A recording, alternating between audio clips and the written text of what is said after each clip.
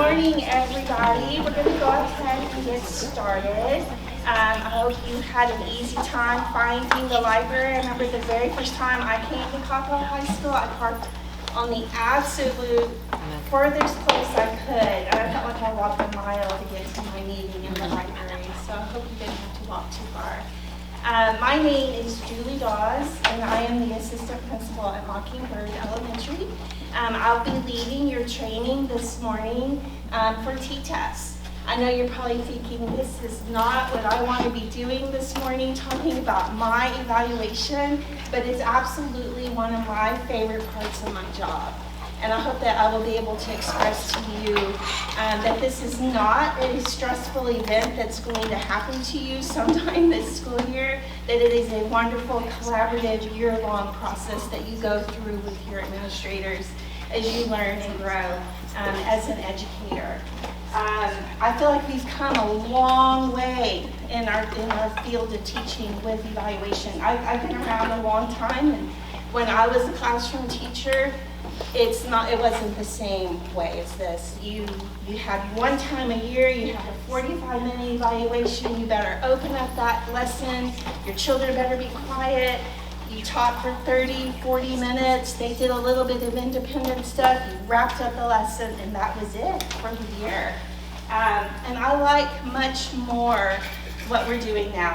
And you'll learn the process. This is just an overview. This is just to make you familiar with TTESS. You will do a lot more work on campus with your administrators on building your goals, meeting with them, planning your pre-conference, planning your post-conference. Today we're just going to kind of look at the rubric, and we're going to just get you familiar with the different steps. It's much more than one 45-minute lesson. So I have a gift for you. Would you like a gift on this Friday morning? I think they said that you're going to be here for 3 hours for TTESS. It's actually probably more like an hour and a half. So you will get to get some time to go to lunch with some of your new friends that you're sitting with, or back to your campus for a little bit. You do need to be back at 12:30 in the library for your digital learning this afternoon. The library is just right down here a little ways. So, but I will stay until every one of your questions are answered and you feel good about TTESS. So let's get started. These are our objectives today. Really want you just to be familiar with the process, the steps that happen throughout the entire school year. I want you to kind of be moving more from just learning, just looking at a rubric, to truly understanding the rubric, to truly understand the different dimensions that you will be rated on, and the why behind what we do. I want you to understand that this was, good morning, this was, there's a sign-in sheet back here too, if you don't mind. I want you to understand that this is research-based. It was made by educators for educators. And it's, like I said earlier, we have just really transformed how we evaluate our teachers.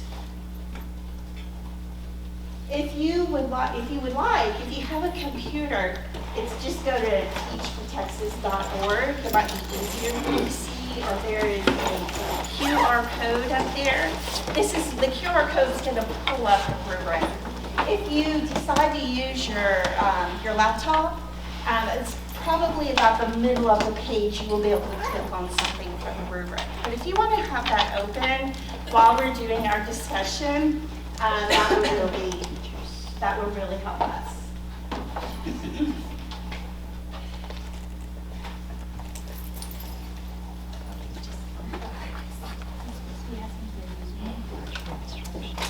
For the QR code?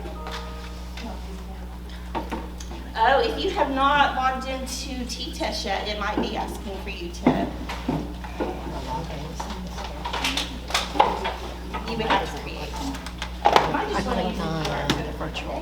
And then just remember that TTESS is where you go.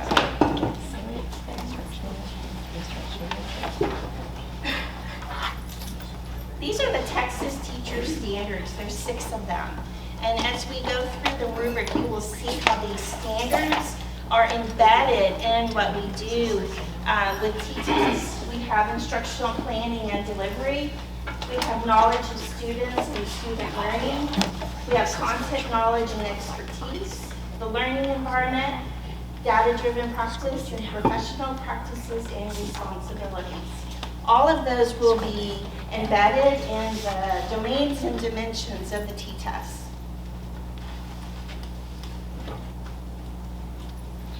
These are kind of the requirements that we have for a full year of an appraisal. There is one big observation of the year, and it is a minimum of 45 minutes. When an appraiser comes into your room, they want to see the beginning, the middle, and the end of your lesson. If you do that in 45 minutes, then they will move on their way. But if it takes you a little bit longer, your appraiser will stay until they have seen the beginning, the middle, and the end of your lesson. You will have a goal-setting meeting with your evaluator. It will either be your assistant principal or your principal. Typically, like on my campus, we just split the campus in half, and I get half the teachers, she gets half the teachers, and the next year we kind of switch so that you get both of us through the years evaluating you. You have 2 goals that you will be setting at your goal-setting meeting. One of them is professional. That will be the school goal. Every single educator in your building will be working on that professional goal. And then the other is personal. What is it that you are wanting to work on for this school year? And your evaluator, when they have the goal-setting meeting, will help you write that goal. And they will help you make sure that it's measurable and it's something that we can be looking at for the entire school year. Then the next step is a pre-conference before your evaluation. The state says that it is required for all new educators. Anybody can request a pre-conference. At my campus, there is a little bit of autonomy at campuses as long as they do the new teacher and allowing it for somebody who wants it. At my campus, we have a pre-conference with everybody. We just feel like it's valuable. We want to talk to our teachers. We want to get the information that we can get at that pre-conference. There's so much. I feel the evaluation begins at the pre-conference. Because you can tell me, we have been working on multiplication for 2 weeks, and this is unit 4, and these kids will be working during that time with a special education educator. You can just give me little tidbits and let me know things that you want me to know. Then we do the evaluation, and after that is the post-conference. We are required in 10 school days to have that post-conference with you, but we try really hard to get our evaluation written up quickly so that it's fresh in our minds, and then we meet with you again. So in that first semester, you might feel like you're meeting a lot. You have your goal-setting conference, you have your pre-conference, you have your post-conference. But to me, it's the best part of the evaluation that we do, is because we were having these ongoing conversations with our teachers and really involved with them and their goal setting and what they could work on and celebrating what they did great. About April, we will have an end-of-year conference with you, and we look at the year as a whole. We would look at your evaluation. We would look at the walkthroughs that we do throughout the school year, and just look at your goals. Look at the data that you've collected on the goal you've worked on, and just see how you did. It's not a gotcha. It is a conversation on impacting you as an educator so that you are directly impacting every single one of the kids that are in your classroom. The walkthroughs are usually 10, 15 minutes, and when we walk through, we just look at a couple of the dimensions and, just give you feedback throughout the year. If you made a goal to work on, your personal goal is to work on implementing math workshop, then I'm going to try to come walk through your classroom during math time so that I can give you feedback on how it's going or what we could do better and celebrate everything that's going good. So we try to make it aligned as the year goes on.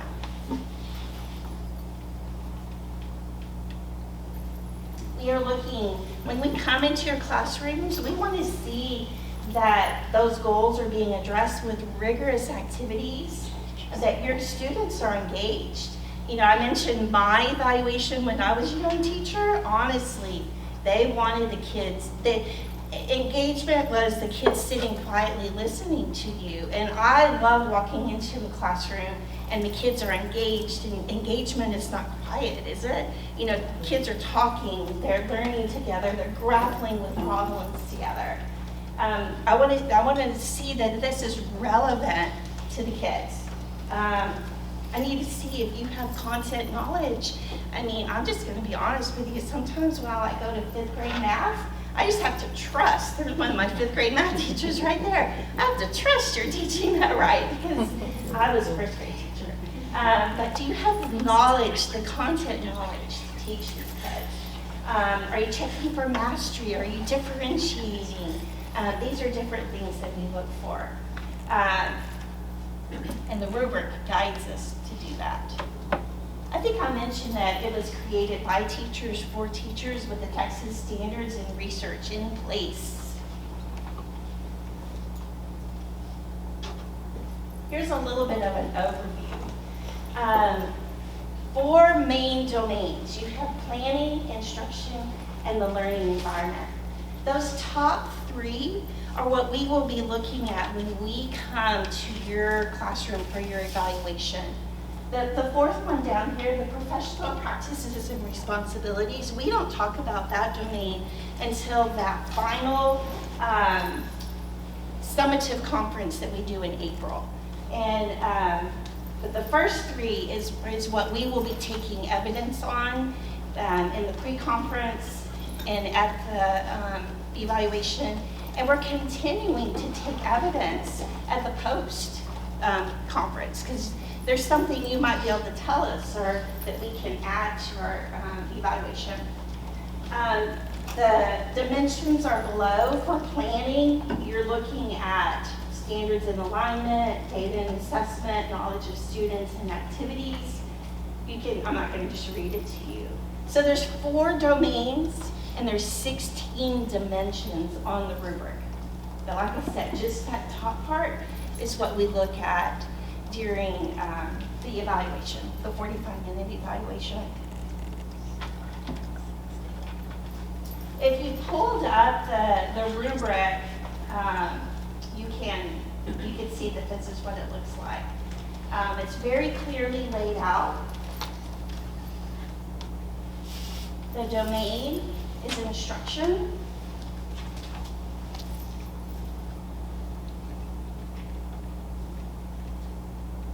The dimension would be differentiation.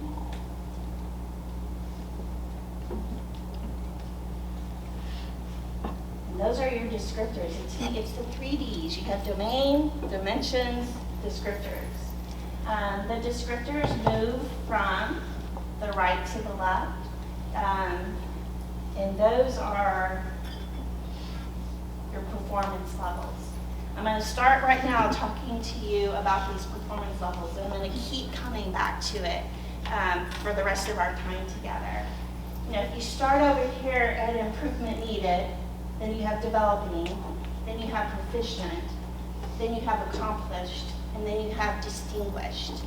This is the most important thing I'm going to say to you all day. Okay, so listen to this. Proficient is where we want you to be. That is a rock solid teacher.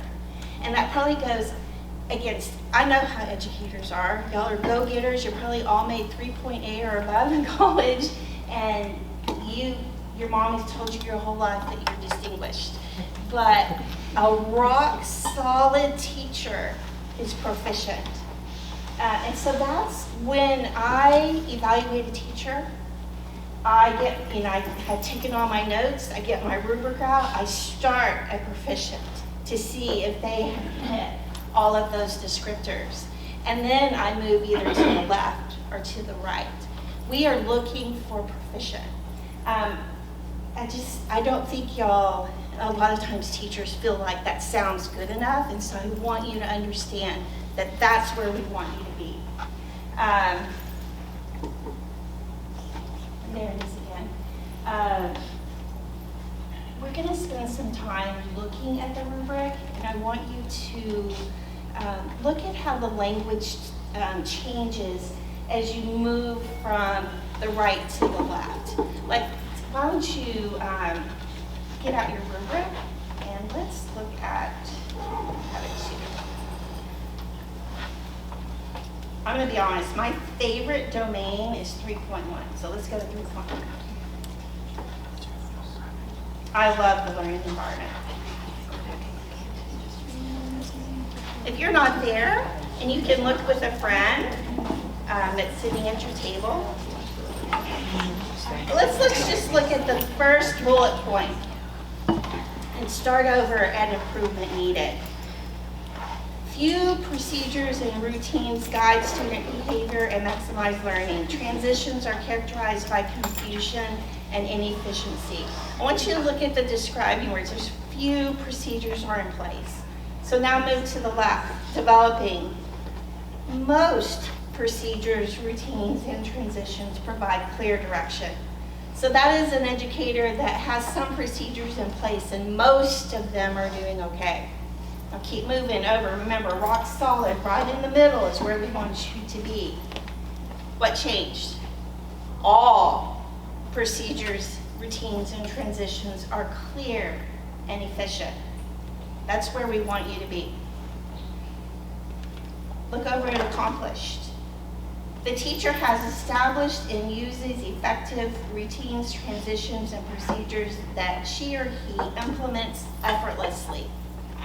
And then when you get to distinguished, establishes and uses effective routines, transitions, and procedures that primarily rely on student leadership and responsibility.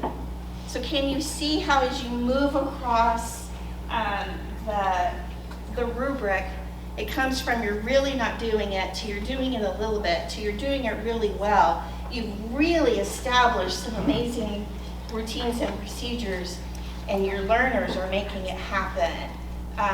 Every one of the dimensions that you look at has that same sort of flow from the right to the left. You will find that most of your distinguished has a lot to do with learners being independent and taking ownership of their learning, of taking ownership of their groups, and that's when you are on the distinguished. There is a cause and effect that happens in this process. We are looking for, good morning. Good morning, Julie. Did you want to say hi? I didn't. I was just saying good morning to everybody. Yeah, y'all are doing TTESS. This is just a riveting time right now. Hey, I am making it riveting. Which honestly is better than the PM for these. And you have a wonderful presenter with Julie this morning, so y'all are doing good. Just wanted to say good morning, Angie Brooks. I look a little different today, but I still have boots on. So there you are. Y'all have a great morning, okay? Thank you. There is a cyclical process that happens, during a lesson. There's what does the teacher say and do? What does the student say and do in response to what the teacher says and does? And it all leads back to learner outcomes, which is meeting the objective of the lesson. And so when I go into a classroom and we basically sit down and we type. We're scripting what you're saying. And I want it, what the teacher said this, the student did this, the student said this, and this student, I am looking at what the teacher says and does, what the student says and does it directly impact the outcome of the learning.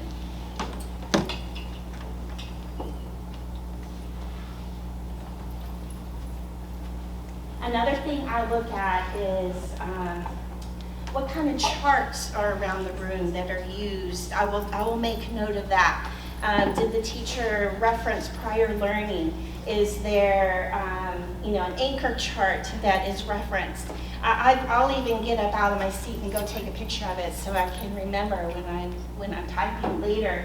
I record times of the teaching. Like if I'm looking at a reader's workshop, I'm gonna make note of how long your mini lesson was. Oh, that was 10 minutes, perfect.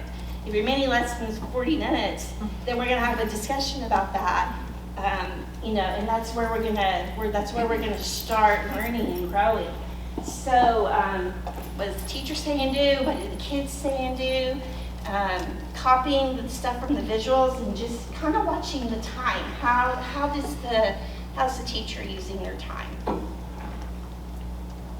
It is essential on me, we're trained in this, that I get as much evidence as I can. Because if I'm going to sit in a conference and tell you that you are proficient in something or any of them, I need to have the evidence to back it up.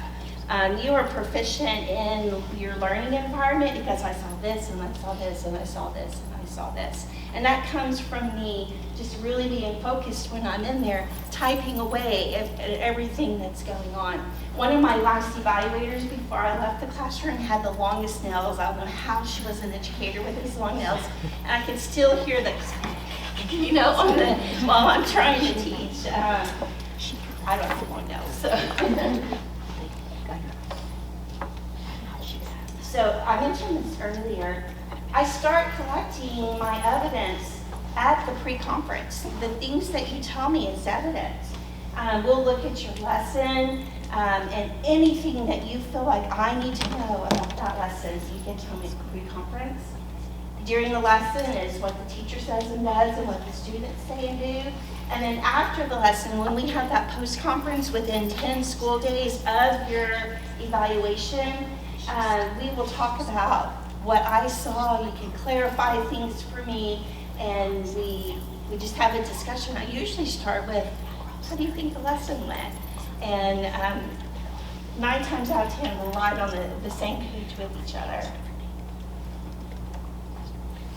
So I'd just like for you to just talk with your partner, your table. What do you view as the purpose of the pre-conference? Why do you think we have that pre-conference? Just talk for just a minute. I'm not even going to do 3 minutes. Shout out. Just shout out. What is a benefit I can't remember anything. to the pre-conference? Context? Are you giving me context to what's going to happen? Love that. What else? Why would a pre-conference be beneficial? We were talking about we use it for letting the person coming to observe us know hey, this kid's behavior is X, Y, and I'm gonna do this because of this, so that when you come into the room, you know oh, I'm not just ignoring them or whatever. I set up the expectation of Chances are we've probably been very involved with you with a learner like that, and so we'll be like, oh, yeah. What else? Guidance. Right. You might ask for guidance. Absolutely. It is such a good time. It's not something I want you to be nervous about or anxious about. It is such a good time for us to get on the same page, to build a relationship if we don't have a relationship yet, so that we can work through this whole year's worth of an evaluation.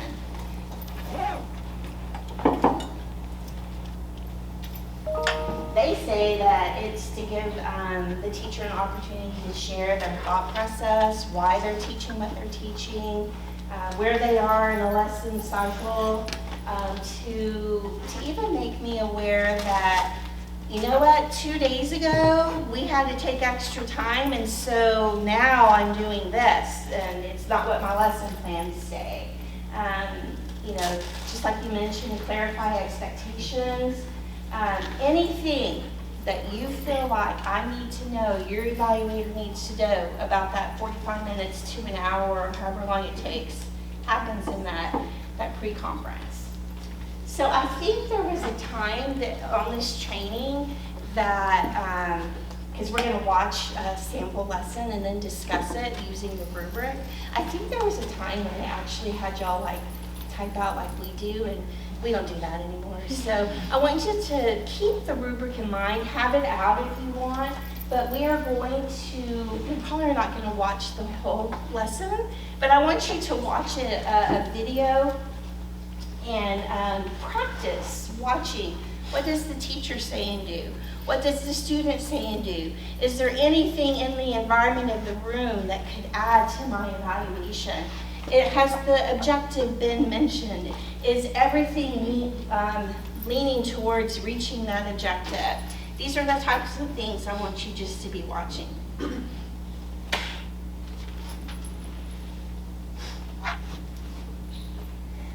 When you were able, if you weren't able to get on teacherstexas.org, this is on the resources tab up here. And there's so many resources in here that you can go back and look at. But there's also these calibration videos if you just wanted to watch more. And then underneath it is an evidence rating sheet. If you just kind of wanted to see more than you're going to see today, you can always go and look. We're going to look at the 4th grade spelling patterns video.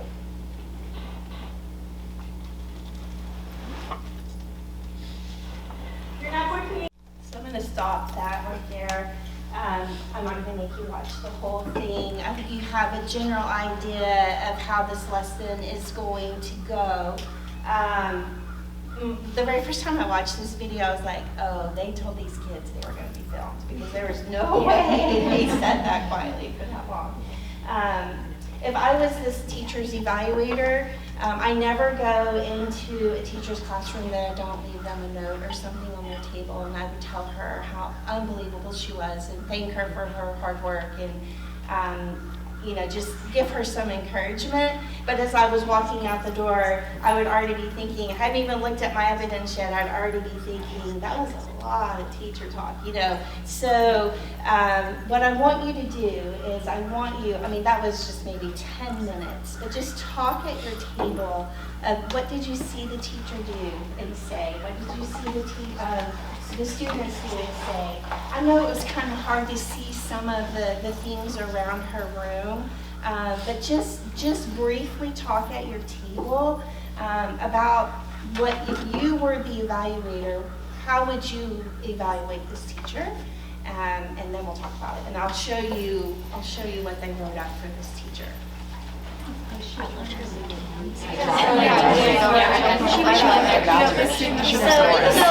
watched about 10 minutes. Something that you were the evaluator that you observed. Let's start with, what could you tell her that she had done really well? What's something, because when we have our post-conference, the very first thing I would say is, how do you think it went? And then we would move right into what she did really well. What's something that you, in just that 10 minutes? Her lesson structure was fabulous. The fact that she had the objective posted in 2 places, she had the paper prepared already with how they wanted them to set up their paper. Like, you could tell the students knew exactly what she wanted from them. She gave the direction and they followed it, and that takes a lot of time to build that consistency. Right, so as an evaluator, you would find what she did really well, find which dimension that fit with, and share that with her. Anything else you saw that she did really well? Checking for understanding. She did that a lot. Right. It's really important. Right. At the next part of our post-conference, I would go to, one dimension that I want her to work on. Not just, remember there were 16 of them, we would pick one. You know what, if I was her evaluator, I would probably go to, I think it's 1.4 activities. Could she have done some different activities? Could she have had a mini lesson? Could she have had the teachers, the students working in some stations independently on exactly what they needed? That's probably where I would spend my time with her. And then as that year went on, work with her on building mini lessons and then what to do with the kids. That's what I would do. Anything else that y'all saw that maybe, it would be a topic of conversation at the post-conference? For me, I think maybe it's like my dual language background, but like the kids talking to each other, like when she was talking about the long U and the short U, like I would have said like turn and talk and think of words that sometimes are confusing to you that it could go either way, and you got to look at the context of what you're talking about. Like have them turn and talk and come up with those words and then come together as a group. Love it. That's amazing. Anything else? We thought maybe she could have pre-taught some of that Pre-taught vocabulary. some of it? Yeah. Or even getting up and moving around, like when she had them voting, going to different parts of the room to vote. Mm-hmm. Right, the children were sitting in their desk a long time. That's why I said they were told before. So, using a thumbs up, do you feel like she was above a proficient, just in general, above a proficient, or below proficient?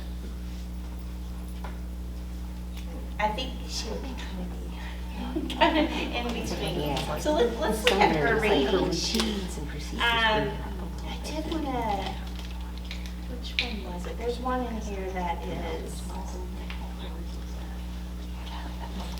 this third grade reading intervention video, if you ever want to, that one is rated as basically accomplished. If you ever want to go back and look at that lesson, you can.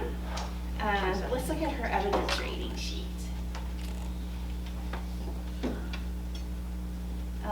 An instruction for achieving expectations. This doesn't have all the dimensions on there, but the evaluator rated her as developing. If you look, she's typing out what she saw in there, giving specific examples of what the students were doing, what she had asked them to do. Kind of down here at the bottom, it summarizes it.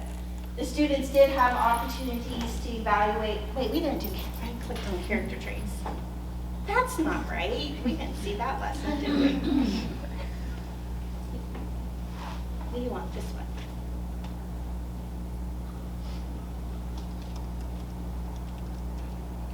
So she was marked proficient for achieving expectations.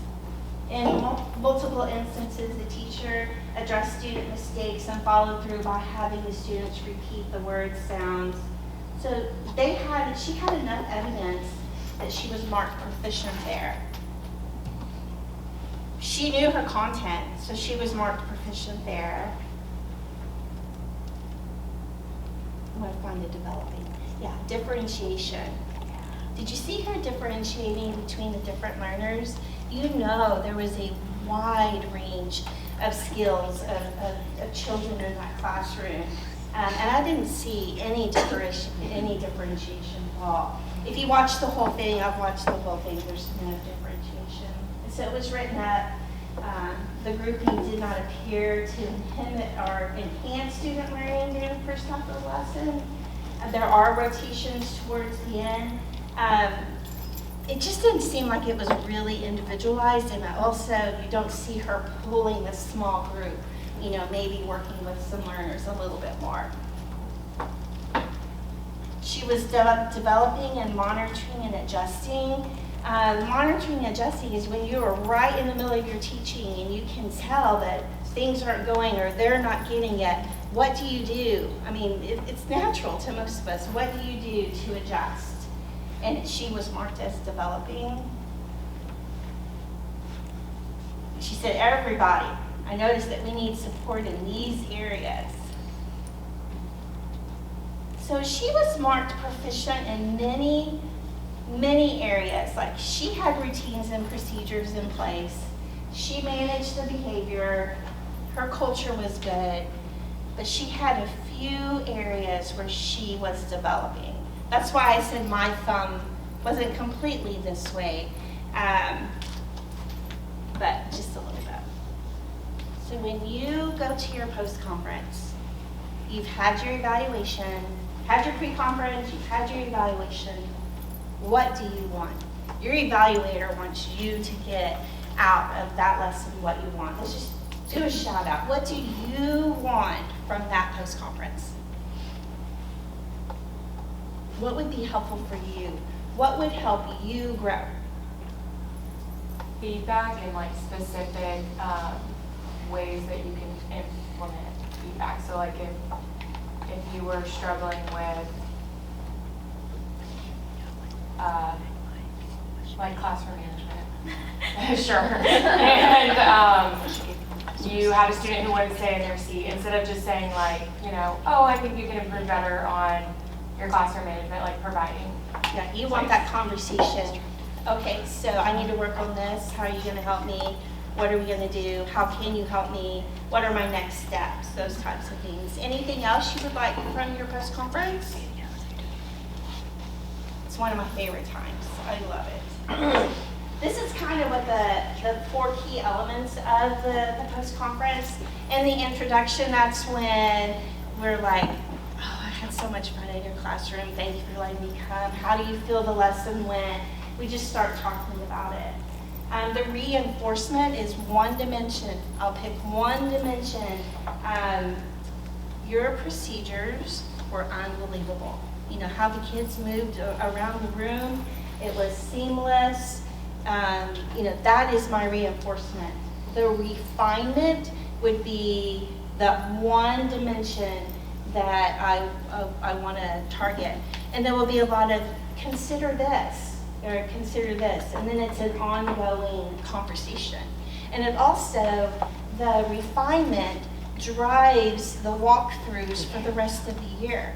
You know, we want to come in and see how you're doing with your mini lesson, or whatever it was that we chose for the refinement. We will continue coming in through the year to see that growth and continue those conversations.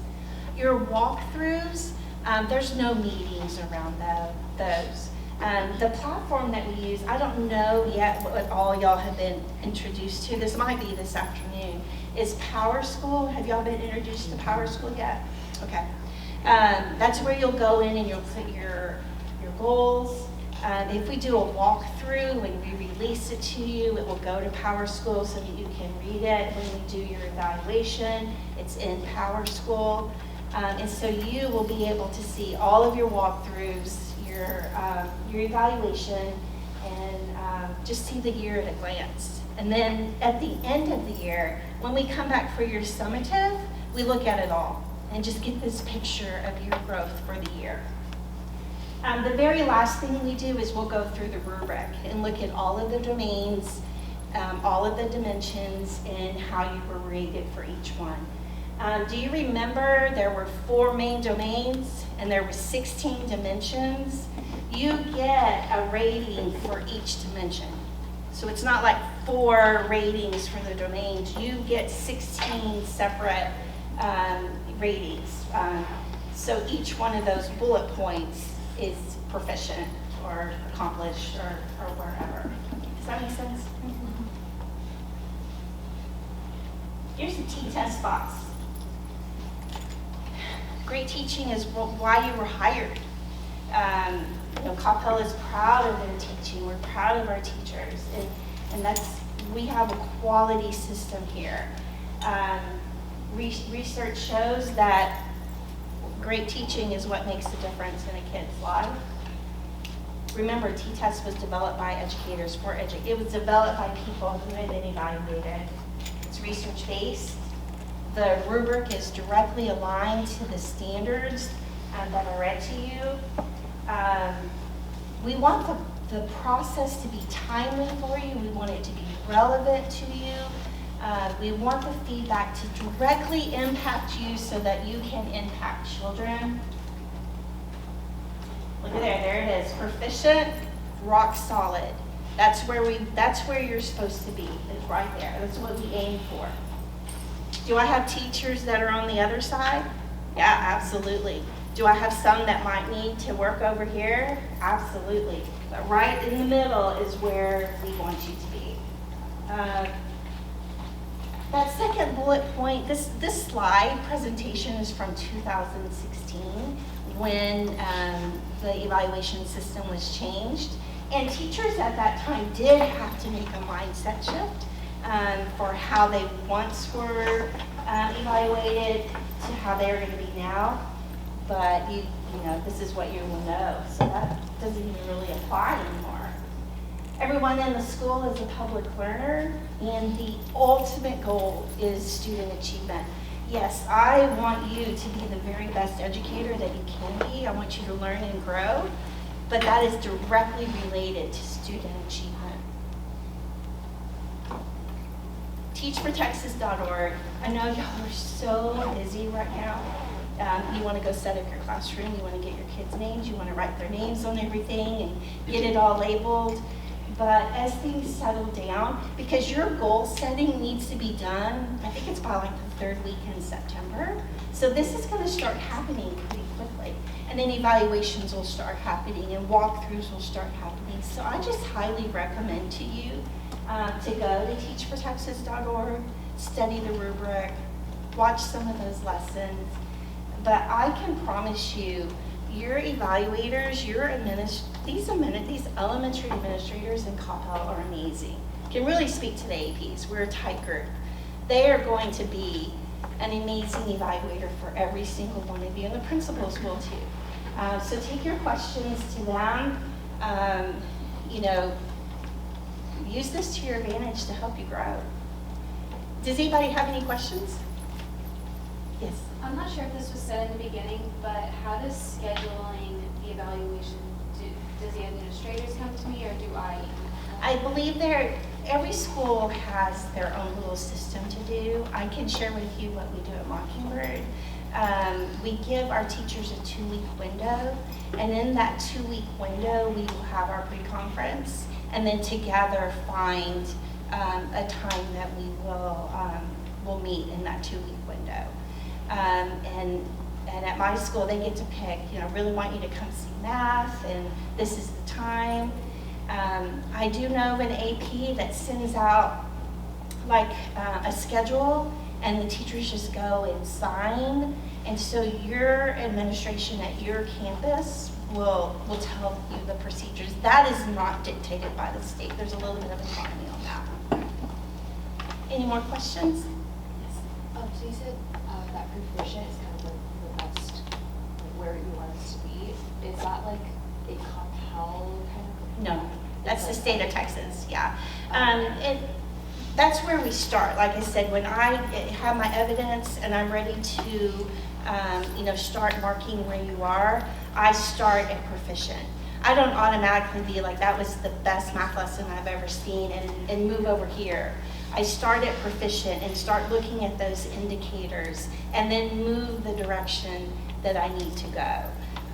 But rock solid, that is an excellent teacher right there in the middle.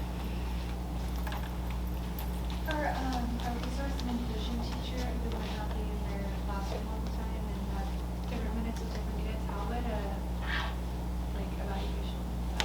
It's the exact same evaluation. Even the music teacher, the art teacher, the PE teacher, you're all use that same one. But it's just we're looking through a different lens. I have evaluated a small group in a resource classroom where there was only 3 kids at the table. But the dimensions still apply. You can still see your procedures that are set up. You can still see, your abilities. You can still see your content knowledge. But it will be written because your classroom is a little different. Instead of looking at state standards, you're looking at individual goals of learners. And so we just tweak what we say, but it is the exact same domains and dimensions. That's a really good question. Any more questions? Yes? Do the pre and post conference happen during school time? We need to find someone to code our class. It would happen during your planning time usually. Yeah. We would schedule at your convenience so that we don't interfere with your team planning. But we typically do it during the school day when you don't have children with you. Any more questions? And thinking about like the feedback, right? Like, are there opportunities to kind of revisit some of that later to reflect on, like, you know, in my evaluation we talked about these things, and kind of here's how I've worked on that. I don't know, because I just think it would be nice if, like, if you get a domain to work on, to be able to kind of come back to it and kind of reflect on that. That's my STEAM teacher back there. I love that question. Absolutely. Let's say that you did get a developing rating in October, and then I'm coming through, we're doing walkthroughs throughout the year, and I see your change. You don't have to be developing through the rest of the year. And when we get to that summative conference is when you rate them on the at the end of the year. And I have many times been able to move an educator from you know, developing to, or you know, all the way up because of the work they've done the whole year. Does that answer your question? Yeah, thank you. Okay. Any more questions? Y'all want your time? For some of your programs teachers, if you have your kids that maybe their span for lessons is like 25 minutes, 15 at most, are you just carrying out watching that 45 minutes if I'm going to OT with them or if I'm working on other stuff? Another thing that I've done before is catch the end of one, and then so that I can see that educator close a lesson with one group, but then start the lesson with another. So I've seen a beginning, a middle, and an end. You know, we can get creative with that to make sure that you have a fair evaluation. Yes. Would it be okay if we went over 45 minutes? Absolutely. Right.